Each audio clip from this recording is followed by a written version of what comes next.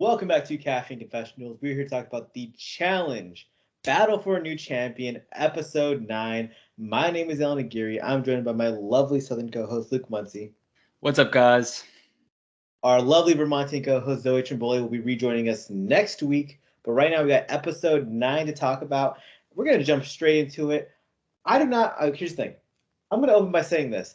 I was engaged and I had thoughts the entire episode, which in many ways makes that a successful challenge episode because it made me care because I was frustrated about certain things. However, that's the main word of this episode, frustrating. There's just a lot of things from the characters to the production decisions that just really annoyed me this episode. Just flat out wasn't my favorite episode. Yeah, it wasn't bad per se. Definitely better than a lot of episodes from previous seasons. But we got a lot of character development thrown in our face at once that we could have seen over the course of the past 8 episodes to maybe build up to this moment where we could say, whoa, this is culminated into this great big thing. But instead it was like, hey, here, have it. And next week we'll probably won't. It all stems from production, ultimately. It all stems from their casting choices, what they're designed to edit, and the stem of it at the beginning. We're going to jump right into it, the daily challenge, which we're going to acknowledge right before. The episode opens with a scene between Melissa and Assaf where they're talking about how they're going to look out for each other as the two parents in the house in the game. Cute little moment. We're going to talk more about that in a bit. Why it's important is because Assaf won the daily challenge, which would be normally like a big moment for him, would be a big moment for Raven, would be a big moment for Zara. Unfortunately, we did a daily challenge where because there were uneven numbers, they had one team of 3 in a strictly physical challenge that gave them a distinct advantage. So even though they won, it didn't look impressive at all. No. I was so frustrated. Like, I know they did multiple rounds. I checked out because it was like, well, duh, this team's going to win. It was a no-brainer. And this is the type of daily that I'd actually be excited about. Like having partners that are together the entire time being eliminated round by round. But it was lazy in the sense that there was a team of 3. Like, wait till next week if somebody leaves, or do it the week previous when there was the same amount of guys and girls. And then they had call outs at the end, whoever won eliminated people, which I don't know how to feel about that. But I would rather just be multiple rounds where multiple people get kicked out. Kind of like Survivor does towards the end, just individually. I didn't love it. And this was another week where they just had random pairings where they don't really show us how it happens. And even, Nuri's kind of makes fun of it, like, oh, they gave me Horacio. Emanuel ended up with Berna as his random partner again. Right. It's one of those scenarios where this would have been fun to see a schoolyard pick of each people picking their partners. And a fun twist, too, would have been the one person who gets left over, they're just automatically safe. Yeah. Like, that would have been a fair way to do it. There would have been no complaining. And yeah, it would have been just no bullshit because that's what we got. We got bullshit. Yeah, and it would have been great too because it would have been a girl, and being picked last would have saved her from elimination that week. So I think that would have been so smart, but they just didn't think about it. Yeah, and it wasn't like a daily challenge where like having 3 people had no advantage. It was like, yes, obviously 3 people can carry more weight than 2. Yes, 3 people can run, be less winded than 2 people when it comes to sprinting. It's not rocket science. Obviously, at the end, I guess there was a puzzle, but even then, 3D puzzles are hard. Having a third brain helps, especially when you're going up against Emanuel and Berna, and Berna does not even have a brain. Apologies. No apologies. I'm just gonna say she doesn't have a brain. Yeah, I mean, I have no thoughts about it. Like, it just was not cohesive, and from the jump, it made me not want to watch the daily. And that's purely production fault, not the character's fault, not the fault of competition. They set themselves up, and you just provided a great solution, which would have had further ramifications throughout the episode. But instead, the team of 3 wins the whole thing. Duh. We don't want to complain about it, but when it takes up 25 minutes of our episode, it takes up that whole beginning part. It's easy to complain about. It's just there. It was a dumb move by production. I mean, I am happy that Zara and Raven are safe because those are 2 people who were kind of at the end of the chopping block, and they had power. At the same time, Raven having power to just throw in Melissa is not fun. I mean, everyone was going to throw in Melissa, but especially after the drink throw. It is fun to see that rivalry play out a bit, but still, I would love to see all 3 of those people be safe, maybe go against the majority. Yeah.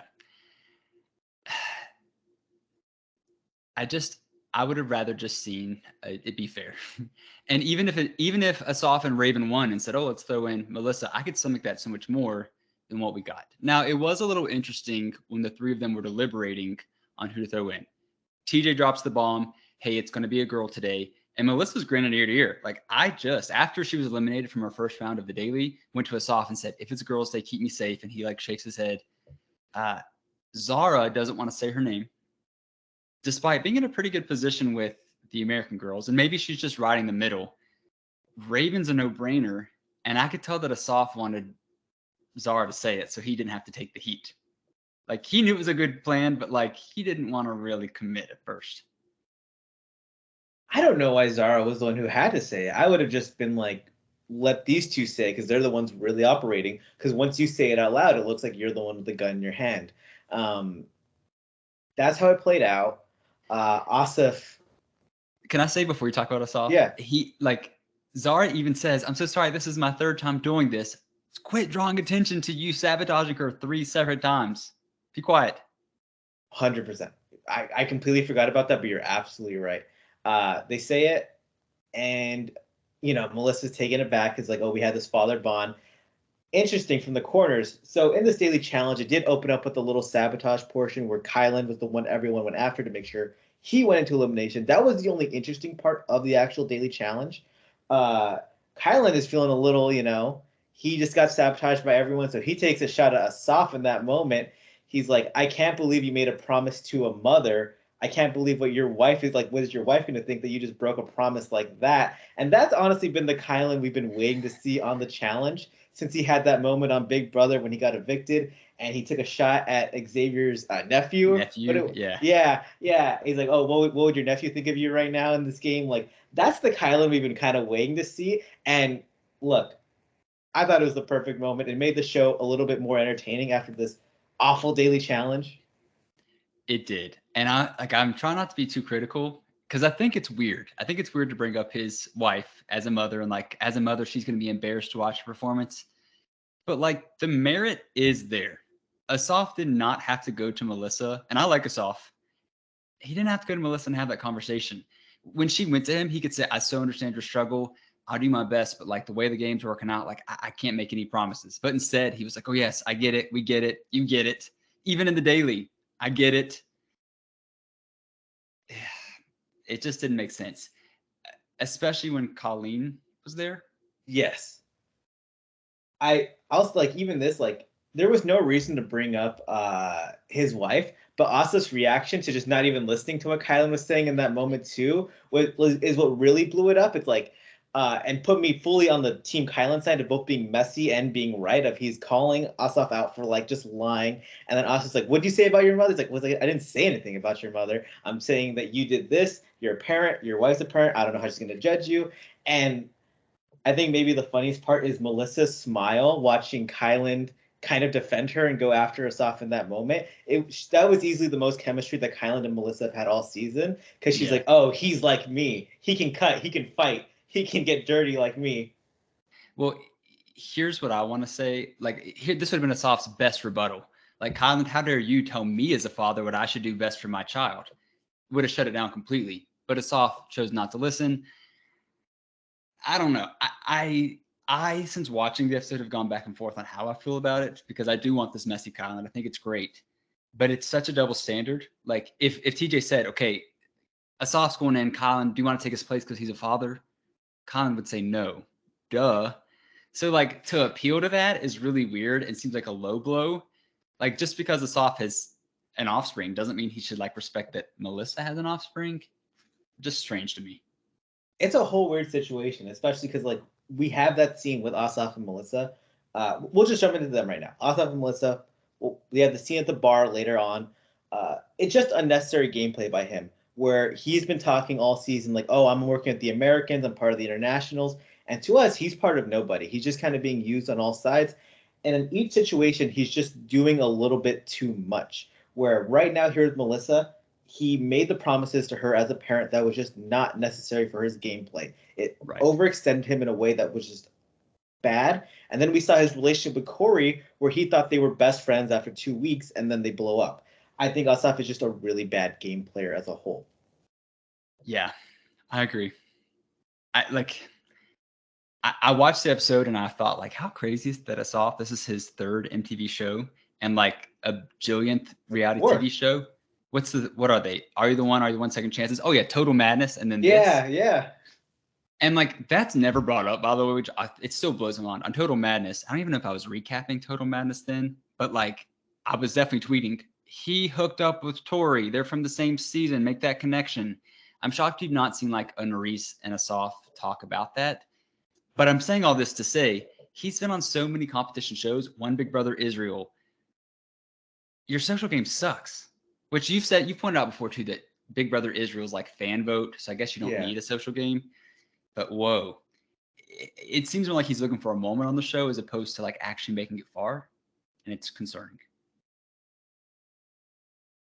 Would you say he's a good reality TV character still? Because like he's getting into these like moments and drama, but it's weird because he's not. There's something missing in his confrontations. If he would commit, yes, but it's like the little quips and jokes he makes in confessionals. Like last week or 2 weeks ago, I don't know when it was, when he got wine on his shirt, and he's like, "Oh, my shirt from wherever." It's like I get it, and it's a soundbite, and it's Challenge Production probably thinks that's funny. I don't care. I really do not care that your $30 shirt got ruined that you probably were going to throw away after the season filmed anyways, just to buy the next fast fashion for next season. Look, I'm not here to correct you. But he said Ross dressed for less, which like okay, so like $6 shirt. Yeah, that's what I'm saying. Like $30, you're going a little bit much. So I'm like Ross, we're talking about $6 here. And I'm a big fan of Ross dressed for less. I'm a big supporter of the brand. Yeah, cost effective. But if somebody spilled wine on it, you probably wouldn't say, "Whoa, let me think about this 5 days later and when I film a confessional." I don't know. You're right. He is involved in all these moments, but he's like a character of himself. Yeah. I don't know. It's frustrating, and then we see the scene with him and Melissa at the bar, and Melissa's having like the confrontation with him, and she's literally frustrated by the lack of substance he has, where she's just like, "You're just the dumbest person I know. I don't want to even be fighting with you because this conversation is it's dumb. It's like fighting against like a butter knife." Yeah, I agree. I'm still thinking back to your question because like I put us off in the thumbnail. Yeah. Like he's had lots of moments this season, but like when I think of people I'd want to see on season 40, I'm not like, "Oh yeah, Assaf." He's doing stuff we want from reality TV characters in a way, but it's just not hitting. It's like that era of music when people just started using auto-tune on everything to make music. He's just like an auto-tune reality TV star. There's nothing actually going on there. Yeah, I can see that. Ooh. All right, now let's move into some of the other messy parts of the game. So last week we talked about Colleen actually being on the show. This week you got a little bit more of Colleen as we see that there's a showmatch between her and Emanuel in a very boring conversation that was just I did not care about at the beginning of the episode. Yeah, it starts off boring. There are some interesting points later on, but again, this is a piece like if they've been talking since the game started, and I know that later we'll talk about a confessional she has. Cameras are on them most of the time. Why have we not seen this? We had that random thing like 4 weeks ago where she was like, "I like bad boys," and the camera panned to Emanuel. But like, okay, was that supposed to be foreshadowing? I guess. But like, this is not a book. This is weekly episodes where you have to wait a long time. Just tell us. And a key note too is that Colleen later reveals in the episode that they've been hooking up. They've been doing very serious stuff, but he's been asking for it to be off camera with her. So they've been sneaking off doing it off camera because he has a girlfriend. He wants to keep it private. Unfortunately, it's not private when you're trying to do it with 4 different girls all around the house on the dance floor. And we see him cuddling up with Raven and Olivia, and he's tried to make advances towards Melissa, which is probably like looking back, that's the stem of their beef of like why they don't like each other, because she rejected his advances. But he's going all over the place. It's very clear. He's just a fuckboy. There's like no other way to put it. That's what he is. And might I just say, the Olivia Raven stuff, no shame to them, do your thing. But like he was dancing with one and then the other, then talking to one, then the other, then they're all 3 cuddling, in bed with one, then the other. Like, what? That seems like a fun time. I just want to say that does actually seem like a fun time.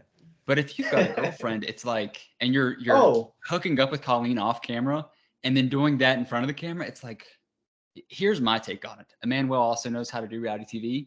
He actually probably liked Colleen and just knew that Olivia and Raven would get him screen time. Maybe I'm reading too much into this, but I just can't get why he would do that with one, but not the two others. I mean, you're talking about a guy who, like, he politicked with Tori in a way that very much got him to the end of Spies, Lies, and fucking whatever that season's called. He had his thing with Michelle at the beginning of the season. Like, he is a serial politicker. He's very good at it. I mean, he's obviously good at charming women, which, like, good for you, man. Good for you. What I don't like, it's, again, the commitment to a role where he does, like, if he was a villain, that'd be okay, but he talks about, like, oh, I just want to keep my head in the game. I'm an honorable character. I care about my family. I care about my people at home. When all of his actions in the game show otherwise. Yeah, and we all care about our family. Like, that's not a bad thing per se. And I'm not saying you're saying it is, but I'm with you. If he's going to kind of be shady and talk bad about people and hook up with people, have a girlfriend, lean in. Like, this is exactly what Amanda was talking about on Spies, Lies, and Allies. Like, you have no personality. You're a puppet. You just do what you think you should do. Just be authentic. That's my biggest thing for all these people. Maybe even Assaf. Be authentic. Like, quit looking for a quick little quip. And I even like a delusional reality TV character, someone who doesn't understand who they are. But Emanuel isn't delusional. He's just a straight up liar. He just lies to our face. He's lying to his girlfriend. He's lying to everyone he's playing the game with. But he doesn't own up to it. Just be who you are. Stop fucking lying to us. Just be an actual character. I'm so tired of your generic ass confessionals. I'm so tired of your costumes. Just fucking be who you are. Yeah, there's a song out there. Anyways, you said delusional, and I'm going to say the most controversial thing, perhaps. It's partly why I like Burna this season. And there are no jokes. There are no jokes. There's no, like, outside force, like, making me say this. Genuinely, she's delusional. And it's fun for me to watch because, like, she takes herself so seriously. Dude, when Colleen is bawling her eyes out, and she's like, I think you're just being a little emotional right now, when she's the most emotional person on the planet, just completely, like, kind of dismissing Colleen's feelings in that moment. I could not stop laughing because it's like, this fucking person, the most delusional person on earth who will cry over anything and will create stuff in her mind, just told you this guy's cheating on you. Kind of get over it. Yeah, it's true. I did like what she said. I was reading those subtitles. She's like, this is a guy that's cheating on his girlfriend at home, and you know about that. That's not the kind of guy you want to be with anyways. And to that, like, I'm going to fault Emanuel, but, like, Colleen, what did you think was going to happen? I guess she was okay with being behind closed doors or behind the camera lens, but, like, if he's going to do it with you, he's going to do it with anybody else. Yeah. And to your face, literally in the house.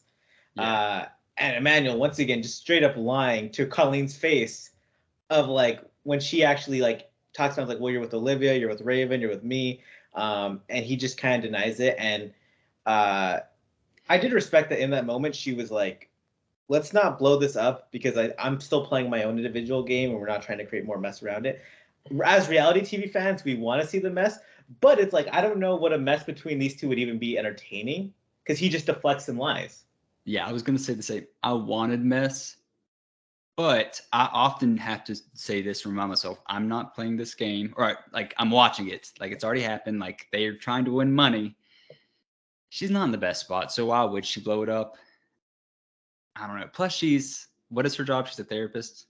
Yeah, therapist, psychologist. Yeah, sorry. So, like, she can pretty well understand why people act the way that they do. So it really wouldn't make sense for her to react too incredibly harsh to him. It was fine. But again, this is one of those things that, like, it was introduced this episode. We got 15 minutes of it, and then it was resolved. Okay. Now what? Now we get nothing. And it's just, they're both back to being very irrelevant characters who really don't bring a lot to the show. They are good competitors, but they don't bring much other than that, which is, like, not a bad thing, but we have so many of them on this show at this point, it's getting a little frustrating. Yeah, anytime I see Ed, I'm like, oh, he's still here with his tub of gel. Did you see that there was like a Reddit post that got very heavily upvoted that's like, we need more Eds on the show? And it's like, here's the thing. I think Ed's a phenomenal competitor. I ranked him number 2 on my male power rankings going into the season because I think he checks all the boxes of what a good competitor needs to like be on paper. But in terms of the show, we only get the corny confessionals out of Ed because that's all he can give you. He's not bringing any actual storylines to the game. So you only really see the like the most of it. Like whatever you got in Ed is the most you're getting. If it, Yeah. even then, they're giving us more than probably he provides. And I hate to say it, and I might retract this right away, but I'm thinking about a lot of these people. The only thing that could redeem them is a partner season where they have a lively partner that does not switch, by the way. Like they're with them the entire season. Like he was with Ashley for like 2 episodes on Spies, Lies, and Allies. That's not enough time to like work each other's nerves and show your personality. That's the only, like, I'm thinking like if Colleen were paired up with Johnny Bananas, for example, she would have to come out of her shell. I think it happened with Big T, not that she was in her shell, but I said this last week. Her season where she was partnered up with CT skyrocketed her in the ranks of casual viewers because she was not made to have a voice, but her voice was more heard because she was with someone who people respected. Like Ed, if you're paired up with Amanda an entire season and you don't have any type of personality, we've got a problem. Anyone that's been like a West partner, it's just like it's the same thing where it's like they become like a version of him or like they just become a different player. D, I mean, I think of Zara even on World Championship. She had more of a voice. She was more active than she even is this entire season. And I think, yeah. Teresa was at her peak with him. Like it's across the board. So many like people when they are paired with a big personality like that, it skyrockets you up the board. Let's move into talk about Mariah right now because we've gone to like we were on opposite sides of the Mariah spectrum last week where I thought she was playing a good game. You thought she was playing a bad game, and you're more right. You're very clearly more right based on this episode, as we see her own alliance getting mad that she's become so close with James, that she's become so close with Zara. I think she's just exploring the house and having fun. Yeah. I think so too. And I think that Mariah is not fake. So like Zara's her friend. She's going to respect that. She's obviously hooking up with James. She likes him. But I feel like that's one of those things where you don't defend them until they're on the line. Like Zara's name was floated a little bit, but like not so much that she should say, I'm never going to say Zara, and also not James. Because yeah, that's 1 and 2 where all the rest of these people are not her 1 and 2. Now, was she theirs? Probably not. This is where she would need to step in and be like, well, listen, if you guys can have Olivia and Horacio and you can have Jay and Assaf, why can't I have my 2 people? But that probably would shake the house more.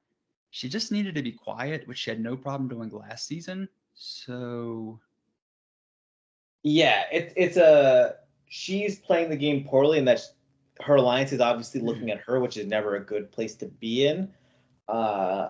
However, I think they're just being a little bit too harsh to her for like actually making friends outside the alliance. yeah, and the thing is, this would be riveting if they voted her in. Mm-hmm. But like, it might have been Olivia even that said, if we vote her in, she's probably coming back. Like if it's a physical thing. Was it that said, or am No, I I just think imagining? it was Michelle. So I want to say Michelle It was. You're right. Michelle was definitely the person in Mariah's corner, and that's their bond between each other, where they're close friends. And that is also where things kind of stem because Olivia and Nerys are obviously close with each other, which I think is actually partially why Mariah is so close to Zara and them because she sees Olivia and Nerys are obviously a duo. Yes. I'm so glad you said that because they kind of bucked at Michelle for saying too, like, it's fine. Their confession was like, well, you've got Jay, you've got whatever. The cracks are forming. And this is a positive note. We're seeing this now. We've picked up on it the past 2-3 weeks. Hopefully this eventually happens. That's good storytelling. Time will tell. Yeah, and that is the type of move where if they actually like Michelle kind of did save them in that moment, because if they do throw in Mariah and she does come back, and then the other side actually can gather numbers against them in a way where it's like, well, if you're throwing away someone that's clearly a top ally, how do you feel about us? And then Michelle could flip sides because Michelle's a survivor player. She could, very good move by Michelle to get them to not throw in Mariah there. Let's talk about Olivia though. Let's talk about Olivia right now because she's been very judgmental the entire time about Mariah's situation with James, very defensive of Johnny Bananas. She's the person who's always so afraid of people within their alliance making friends with other people. Um, it's really boring gameplay, and I'm getting really frustrated with Olivia, just straight up. And she's, I hate saying this. I hate saying this. It's always been the fear with her that she's kind of becoming the new Tori Deal in a way. And when I do my screenshots for the episode, when I'm trying to like make thumbnails or like any type of like graphics, her face is open, shocked 3 seconds before everyone else. She is ready to react to every moment and like that TJ says in a way that's just so inauthentic, and it's hurting me because I really was on the Olivia bandwagon season 1. What's hurting me is that I partly agree and will even double down to say that I enjoy Tori more. And I don't like Tori. Like, at least Tori, I mean, we saw Olivia like mess around with Emanuel like last season, Nelson, sure, but like, and maybe it's because Tori gets more screen time, but Olivia is also being positioned as the face of this season. And I think you said it last week. I'm not seeing anything that would make her the face. If anything, like it's Melissa, Big T, before Michelle even. I don't get it. She's not willing to commit to like making the move either. And I said last week too that I watched her Love Island season and it was fun, but she definitely was worried about the perception of America. And once she realized like, oh, America likes this guy, she got with him. It seems like that's what's happening now. Like, let me fill out, let me not do anything too boisterous because I don't want the fans who loved me so much last season to turn against me. And by doing that, the fans just don't care that much about her. It opens the door for somebody else to fill that spot. It's really tough because that moment you get like the ick with someone and you start looking back at everything they've ever done before and you start being a little bit more harsh, where like last season she let Nelson nominate her for elimination because it was the best game move for him, even though they were in a showmatch multiple times. That's the type of gameplay where we brush it off as like, oh, she's being a rookie, she's being smart, she's looking out for both their games. I look at it now, it's like, no, that's just the player you are. You're not willing to make moves. You're not willing to actually shake the table. And you're getting pissed off because Mariah is friends with Zara. Yeah, and I want to say too, I feel like Olivia is somebody that needs to be under pressure to show something. I mean, last season she went to 4 eliminations in one. That was impressive. She was put in a compromised spot where this season she's never been in one. So I can maybe give her some credit that that's why we've not seen anything, because why would she? It's kind of the Colleen situation. Why would she react to Manuel? Well, why would Olivia cause drama if she's sitting pretty? I just hope something shakes up soon because I'm with you. Like, she's slowly falling down the ranks. She just seems less fun too, which is like maybe that's just the edit, but like she seemed very fun on Ride or Dies, and then this season she's just a person. I think because they also had more fun people in the house last season, which is saying really nothing because that cast was still kind of duds. But like, yeah, I'm with you. If we have a season 40, Olivia is definitely going to be on it, just the way she's been positioned. Seeing her in a house full of hopefully like hardcore heavy hitters could be fun, or she could sink to the bottom and then we never see her again. I doubt it, but this season at least. Well, I don't know. I'm having a train of thought right now, but she's in the house with a bunch of duds and she's not showing anything. I just don't get it. It's primed to be her season. That's what we came into the season talking about. Like it's her and Horacio's season to win, and she's just flailing. I don't know. I hope we get something good from her coming up soon. Like that's you gotta pray. If not, things are looking bad. Just bad. Yeah. Deliberation. Not much going on here. Colleen became the first person to not say something dumb, which is just like congrats, Colleen. You didn't say anything idiotic, but you're also the easy vote, so everyone voted for Colleen except for Emanuel. Yeah, which was, I mean, I think that was nice actually. Yeah, and then someone else threw a rogue vote too. I think. Nerys. Yeah, right? someone voted for Nerys, I think. No, I think Nerys voted for somebody else. Oh, okay. I can't remember whoever it was. Even if it was Nerys, I thought it was dumb. Like, okay. We should all know. Like, I want the viewers. We should know this detail, but it was a Colleen vote. We was just a Colleen vote. We're gonna go over it. So it's gonna be Colleen versus Melissa in the elimination. Melissa the whole time, she's like, well, whoever's coming in, she's like very. Nerys voted Berna. Nerys voted Berna. Might have been a smart vote. Might have been actually a smart vote now that I think about it. Melissa, she's like been very confident, very like just a face of like, well, whoever's going in, I'm coming back no matter what. They have the mercenary entrance. TJ absolutely glazes up this person. One of the greatest competitors in challenge history, one of the all-time players to ever play the game. And when he said that, I was like, oh, snap, Laurel Akara is coming out. And then came out Tori, which I want to say, Tori is one of the best female players to ever compete on the challenge. That's undeniable. That's actually, she's a very good competitor. Like 9 seasons, 6 finals, lots of wins, has been the best player on multiple seasons, I'd say. So there's nothing wrong with that statement at all. TJ's not wrong. It just, we were expecting someone different when he says something like that. But he's not wrong either. I think, let me work through this, and I won't be long-winded. I might be, but it's fine. I think we might have a bit of recency bias. But then I retract that because I love Tori on Dirty 30. Like, if that Tori could have stayed, she was still a little corny, but she made big moves. She befriended the young girls, and not in a way that was like capitalizing on their friendship. I just can't get behind a lot of other stuff that's happened. And Tori has been the strongest girl on several seasons once she's gotten rid of other strong girls, not by her own doing. And I won't elaborate, but I think Allan knows what I mean. And this is also someone who thinks that Tori should have won Spies, Lies, and Allies without a doubt in the world. Like, that was so unfair that she did not get to compete with CT. I think she's good. Yeah. I think she is one of the best girls to ever compete on the show, as much as I hate to say it. But I'm with you. The like hype that TJ had, I really thought this is the return of Cara Maria because TJ loves her. And then out walks Tori. Big deal. These people love her. And I want to say to her montage, they used that Cara clip of Cara being salty that she had won elimination. I'm like, don't do that. Don't rub salt in the wound. I mean, do it more. But I don't know. Tori's a very good competitor. We're gonna leave it at that. Tori's a very good competitor. Now, what gets frustrating is that Tori comes out, she pulls the Melissa stone.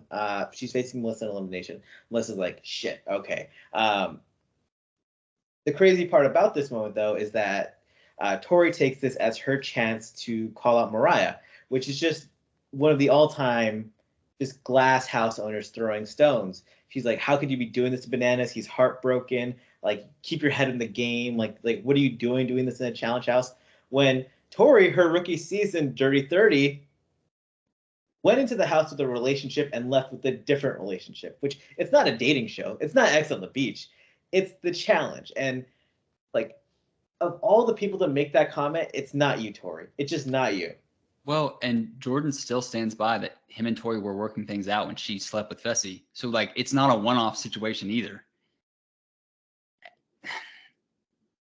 And I might be jumping ahead, but I think it's relevant right now. She makes a comment in her confessional that says, Mariah, this is not how you win the game by just, like, messing around with a bunch of different dudes. Like, you actually have to keep your head in the game. The only season that Tori didn't have a guy, I guess, was last season when she won. But likely because lack of options, or did she have somebody? So, okay. Let's just go through the history. Let's go through the history. Okay. Let's go through the whole history for fun. This is the challenge history moment. Enters Dirty 30 in a relationship with Derrick Henry. She says, if we win together, we'll have a challenge baby on night 1. Ends up with Jordan at the end of the season. On Final Reckoning, that's the only season she doesn't have an on-screen showmance, because Jordan is not on the season. She's still with Jordan on War of the Worlds 2, and Total Madness. Double Agents, obviously, we had the stuff with Fessy. And then we go into Spies, Lies, and Allies, where she had Kells and then Emanuel. Yeah. And she picked the biggest guy and the most talented rookie. So 2 good players. And then last season, Nerys acknowledged it. She was all over Horacio. She was all over Horacio, in which it wasn't shown to us on camera because they were really trying to play up the Jordan-Tori romance, while the whole time she was all over him. And Nerys was worried, like, oh, because I hooked up with Jordan because she was into Horacio, is he going to call me out if she pulls the mace? And yeah, so every season, literally every season, Tori's had a showmance, basically. Yeah, and I almost said it's like she's shaming her a little bit. She's not, so I'm backtracking that now because I don't think that's the case. But like her telling her what her priority should be is so stupid because we've seen Tori be a good competitor while also being head over heels or just thinking politically in the game with dudes. I didn't like it at all. And I guess her and Johnny are good friends because they're always hanging out now, but like just weird rhetoric for me. And I want to point out, I've done this before.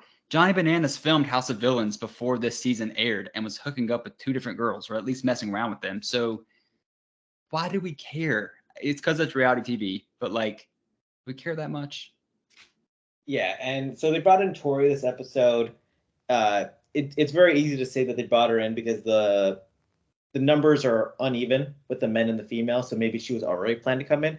But we've talked about all season about how Johnny Bananas was supposed to be a mercenary. Theoretically, if you're doing guy, guy, girl, maybe this was supposed to be the banana spot. And as we said, like he canceled Yeah. on MTV. So maybe this is the spot he was supposed to be in, and he's trying to get back at Mariah in a way. Because I will say, like saying that the way Tori said the Bananas was heartbroken felt more like a revenge ploy by Bananas more than him actually being heartbroken.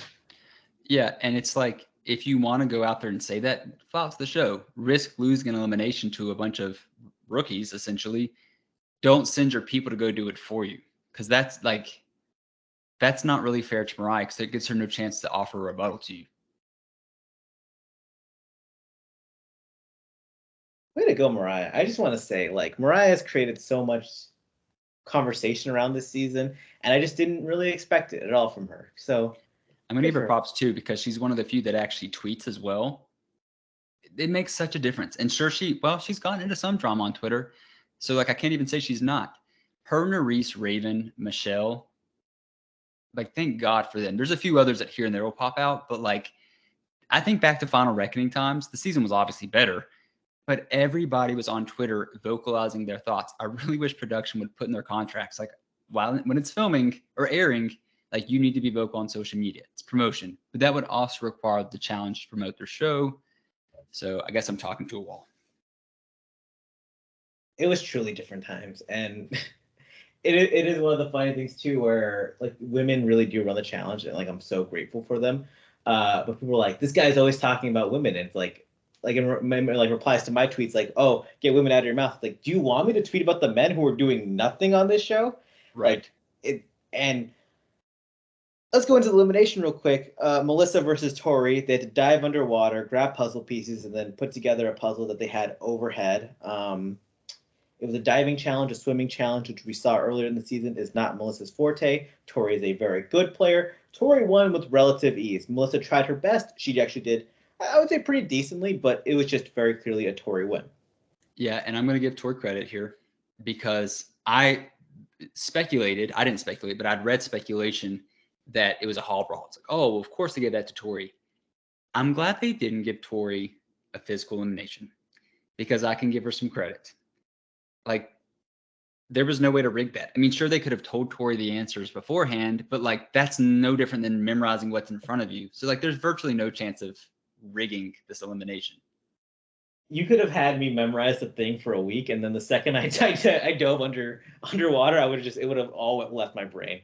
Like, right. Tori killed it, but we lose Melissa, and Melissa has been consistently one of the most entertaining people on the show. She is one of the people we're talking about, like, they make the show better. We lose her this week. We've lost Big T. We've lost Kieran. We've lost Callum. We've lost a lot of the most charismatic people to this mercenary twist. And none of the people in the actual crowd have the blood on their hands, have their like the victory over them as an achievement. So now we're just left with a bunch of really boring fucking people on this show. And there's some good ones, but a lot of boring ones. And TJ says to them, guys, this is not the time to lay low. You're losing money. I hate the dichotomy of these eliminations because there's no incentive to win. Sure, you keep the money, but like, you also need people out of the house. So like, also TJ knows that they're bringing these champs in to win. It just drives me absolutely nuts. And my fear is the guy side, who cares? The girl side, so let's say 6 weeks from now, they could chip off Colleen, Berna, Zara, who I like, but like are outsiders, and that still doesn't crack that core group of girls. And even after that, they could do Raven, and they're still compact. I need something to happen. I need something to shake up. I would really love another 2-episode night like we had like week 2 and 3 or 3 and 4. But yeah, I'm worried about what's going to happen next. And we know it's going to be Kyland in elimination if he doesn't win. Or he's going to be one of the 2 options nominated because everyone is going after Kyland. They were going to go after Kyland this week, but it wasn't a male elimination. It's going to happen next week unless he wins, which is possible because he's a very good player. But again, it's 1 against 16 people. So it's not the best chance. It's very boring gameplay. It's really frustrating looking at the mercenary male eliminations because you had that first week where it was Kieran versus Asaf. And I think Kieran would have just straight up beat Asaf and been like a good player. And then that other week we had Corey versus Emanuel, and it would have been great to see either of those 2 guys leave the game. Instead, we lose Callum, his showmatch with Michelle, and I think he had good confessionals. The mercenary twist has been cool. It's been a perk to add at the end of every episode, but it's also hurt the season in a lot of ways. Well, and also there's only 5 left, and I'm not spoiling anything. Like they announced who the mercenaries were: Brad, Darrell, CT, Cara, Laurel. Excited for most of them, if not all, I guess. But there's clearly going to be more than 5 episodes. That raises questions: what's going to happen then, and does viewership decline because there's no pool of like, hey, CT's coming, Laurel's coming, Cara's making a return. Like, I get why they brought these mercenaries in, because otherwise the season might, I don't know, maybe the season would have blossomed. They needed this for the casual viewers, sure, but are they all going to jump ship after? You would think it would have steam just because it's like the final approaching and it's going to build up to like crowning a winner. And if someone, I want to say this, if someone does actually beat CT in elimination, they're immediately going to have a lot of hype behind them where fans will be invested in that person, but that person has to beat CT, which is a very impossible standing task unless you're Jay in that one elimination. When that one specific elimination that you're going to remind us of every fucking day of your life. Right. Do we know how many people are left on the show? And that might be a question that we don't know, but there's 16 right now. We've had 16 left. So 8 guys, 8 girls, 5 more mercenaries. Like even if all of them go, there's still 13. I don't think they're running a 13-person final. They've got the chance that all 5 of them win, and we have a long span of no eliminations. I don't know. I just am scared. Imagine a 2-team, 8-person final each, and then they all take home $30,000. If it gave us some new champ, sure. Just let me pick the team that wins. Any other closing thoughts? Not really. They say that next week the guy that's been on has been on X amount of seasons, and I won't spoil who it is, but like if you know how many seasons these people have done, you should know who it is. I'm not gonna lie. Now that we have so many spinoffs and they're just counting the spinoffs as like seasons now, I'm actually a little bit lost. I'm actually like I was doing the math in my head, like, did that person actually get to that many number of seasons? And I'm like, I'm still not sure if it's Darrell or Brad. Look, just straight up, they're saving CT for last. That's just something for sure. Like I'm not spoiling that for you all. It's just like that's gonna happen. That's a smart move by them. I know the answer to this, but who do you think they're saving for last, Laurel or Cara? I think it has to be Cara because we've seen Laurel more recently. Yeah, I think so too.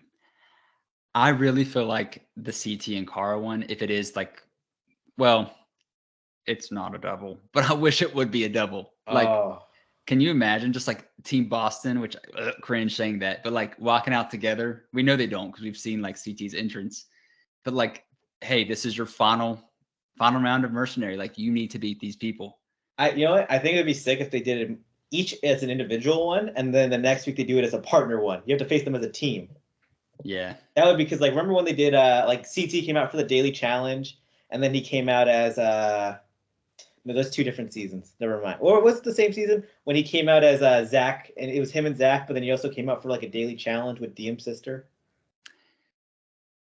Were those 2 separate? Zach. Yeah, him and Zach were mercenaries one year on they faced Cara Maria's cousin and Abram's cousin in Bloodlines. So that would have been the same season, yeah. Yeah. So they had him come out as like a daily challenge surprise with the sister, and then as a mercenary with Zach. Bloodlines had mercenaries? Yeah. Were there girl mercenaries? No. It was just it was the final 6 elimination. And I think Abram's brother threw the elimination so that Cara and Jamie could win. Oh. See, I've only watched Bloodlines once. It's good. Like I love Bloodlines. I stand by that season. I think the Cara Bananas thing is like one of the greatest stories the challenge has ever had. It has a shitty cast, but the 2 main characters are just phenomenal. Yeah. Okay. Maybe I'll rewatch this weekend. I'm everyone out there, rewatch Bloodlines. It's much better than you realize. It's got some good stuff going on. Have a great week. We'll be back for episode 10 next week. Subscribe to us on YouTube, Spotify, iTunes, whatever. Whatever, yeah. Have a great night.